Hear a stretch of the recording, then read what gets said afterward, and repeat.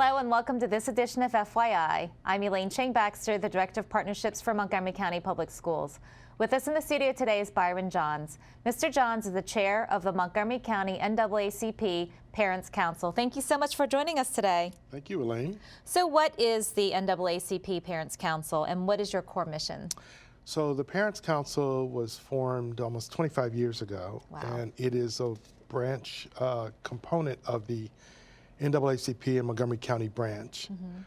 We are a partner with MCPS, and the core mission is about enabling African American and other minority parents to be more effective advocates for their children and their community's children with the school system. As you know, this is a rather large, being the 16th largest school district in the country. So navigating and understanding how to maximize the benefits that children of color have and the various programs can be daunting for parents that have not been exposed to such. So we use this as an opportunity to really educate parents, to then go back into the schools and to reach out to the local school parents to make them more effective. So who makes up your Parents Council, and then how are you guys organized, being that we are such a large school system? Yes. So we tend to have look for a NAACP member, and not all are African American. We have people of every ethnic group who are members of the NAACP in each school, though. So we tend to reach out to the principals to make sure, because the relationship with principals and the PTA are key in each of the schools to really help build that culture of high performance and inclusion. So once we kind of identify a parent council rep, they may have a co-rep so that they can be at multiple places. We have a lot going on. And we will then think of it as a train-to-trainer model. So we will have monthly meetings where we will bring in experts from MCPS, from outside, or have our own just networking, sharing meetings from clusters, across clusters, within a cluster. And those meetings then, the reps who come to those meetings monthly will then go back to their schools and hold meetings and share with their community. Okay, thank you. What sorts of supports do you guys provide parents? So the supports come in various forms, both in the way of just information and access to the various departments and experts within MCPS, but also there's at times when there's a need for intervention. We have helped with restorative justice kind of action and engagements along the way. We have also brought in outside people from, be it Montgomery College or University of Shady Grove, to help make parents more aware of the access for the upper level students. We also put on a work with MCPS, put on HBCU College Fair, which is coming up this month. So we do, we will have, I think, close to 40 HBCUs here that will offer, some of which will offer scholarships. And we have had great success with that for students. We also do a program that the NAACP does nationally called AXO. And AXO is basically a competition for various students in sciences, arts, a variety of areas. And that becomes a local competition that we have students who will progress to a regional and then go to the national, and we sponsor that. Oh, wow, that's wonderful. Can you tell us about the recent Black and Brown Coalition that occurred back in October? Yes. So actually, we have, as a result of work, some extraordinary analysis and work that MCPS sponsored. We formed back in April of 2019 a Black and Brown Coalition, which is really fundamentally getting the Latino community and the African American community and Black communities, because there's also Afro-Caribbean and African communities here that are pretty significant. Together, that represents close to 54% of the student body of Montgomery County Public Schools. So we work together to move an agenda forward. And the agenda is fundamentally around removing some of the systemic barriers that were discovered and were identified in the resource studies and through the equity accountability models that MCPS has been putting forward. The equity initiatives have been illuminating for our community. And so we came together really to promote a vision and an agenda that would eliminate these systemic barriers.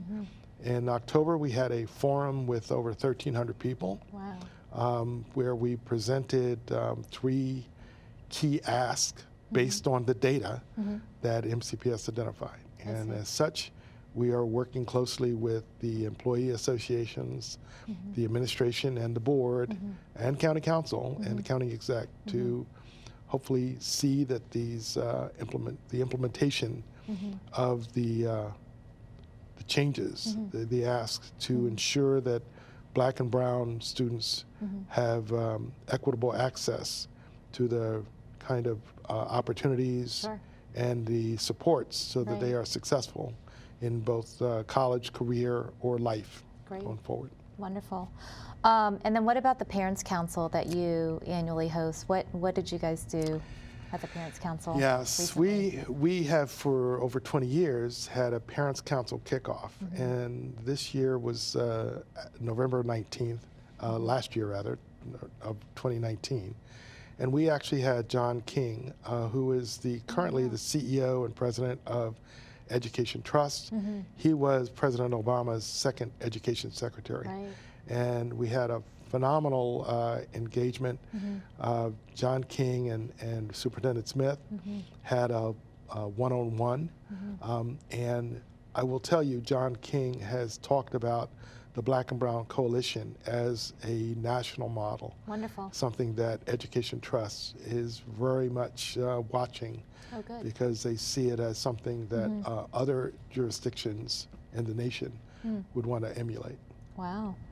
Can you share some key ways African American and other minority parents can take a more proactive role in the education of their children?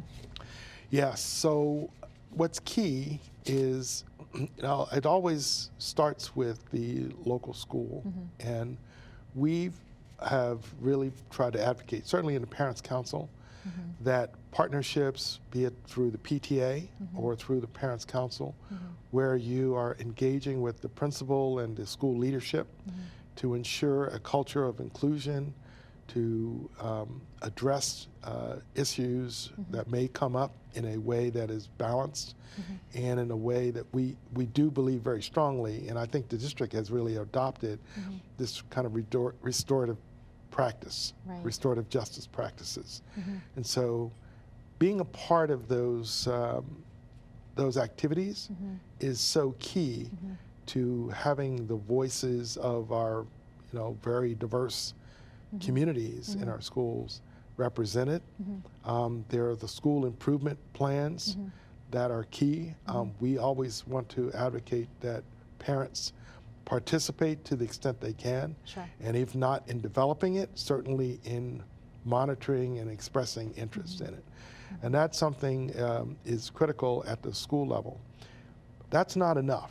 Really, what we have also realized is it is critically important that parents express interest and are engaged at the policy level by participating and testifying at board meetings.